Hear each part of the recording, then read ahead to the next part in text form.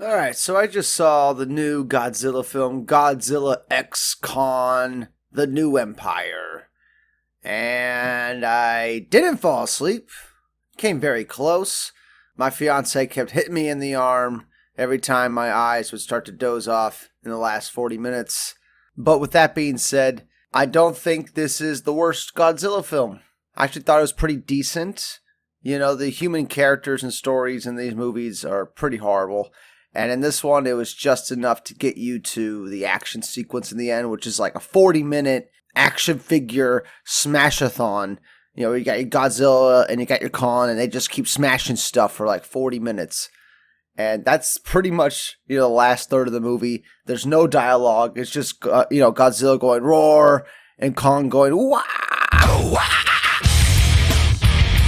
That's pretty much the last 40 minutes to an hour of this film. Decent music, soundtrack was all right. Human characters were, fine. They weren't really that distracting.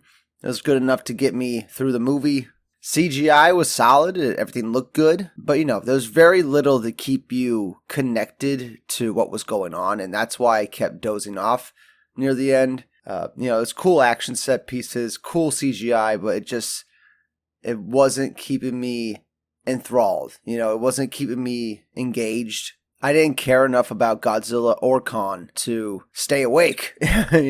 Like I said, my fiance was keeping me awake the whole time. But this movie really reminded me, and it's starting to click with me now, that all the Godzilla films after Godzilla, 2014, the Garth Edwards one, every Godzilla film that Warner Brothers has made after that has been pretty much a callback to those classic Toho Godzilla films where he's doing drop kicks and he's fighting aliens and he's fighting Mechagodzilla, and those movies are just about the fights, and it's really no real story in the movies. It's just watching Godzilla go to town on some bad guy.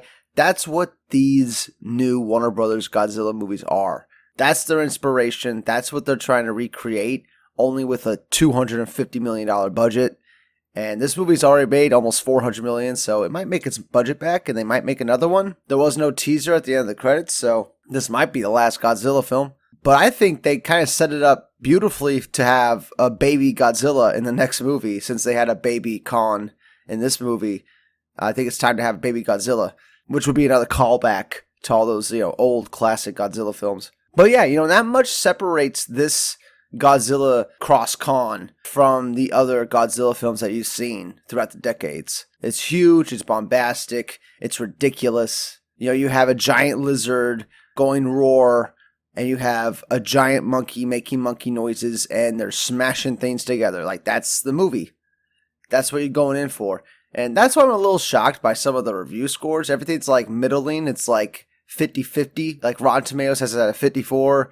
IMDb has it at 6.6 out of 10. Like, everyone's pretty split. But in this case, I'm like, what were you expecting? Like, this is exactly what I was expecting going in. And admittedly, I'm not a fan of these type of Godzilla films. I think Godzilla works better when he's done more seriously, when he's actually presented as a monster, like a horror movie monster, and he plays as allegory for a bunch of different things and stuff. And that's why Godzilla Minus One was such a great Godzilla film, because it was bringing us back to the roots of Godzilla and the original Godzilla film. And that's another reason why I like the Garth Edwards Godzilla from 2014. It's like it's making Godzilla scary again, because that's what the first half of that Garth Edwards Godzilla movie is. It's like setting up Godzilla as a horror movie villain, and by the end of the movie, he does become the hero. And they do, monster fights in that Garth Edwards movie still. But the way they set up Godzilla was so much more, better than any other recent Godzilla film by Warner Brothers. And you could tell Warner Brothers went in the direction of monster fights. They specifically picked that direction. They made a conscious choice to go that direction right after the Garth Edwards, movie came out. And I wasn't a fan of that, because you're sacrificing story and characters for fights and bombastic action sequences, and if that's all you're going to the movies for, then you're going to love it. I want something a little bit more with my Godzilla stories, but it was fine for what we got.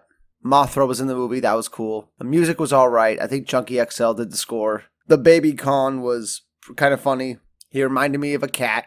That's pretty much all I gotta say about it. I didn't quite fall asleep, but I was really about to. I'll probably never watch the movie again.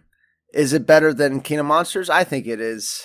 Is it better than Godzilla vs. Kong, which was the last movie where I think they fight Mechagodzilla at the end? Yeah, because in those movies, the human characters are pretty insufferable. Like, they're like just, they bring down the movie completely. And in this new one, the new Empire, the human characters didn't distract me at all. They didn't take me out of the movie at all. I actually thought one of the characters was pretty funny. The black guy, I forget his name, but I thought he was pretty funny. He acted more as a surrogate for the audience, like how we would probably react in this situation. Like, I like it when they have characters like that in the movie. But other than that, yeah, not too much to get excited about. Probably never rewatch it. And that's it for now. Comment below, let me know what you thought of the movie. Are you thinking Warner Brothers is done making these Godzilla films? I mean, they're making money. This one's going to make about $400 million plus. Might make around $500 million when everything's said and done. So that kind of means they can make another one if they wanted to. But, that's it for now. Let me know what you guys think in the comments, and I'll see you all in the next one. Bye-bye for now.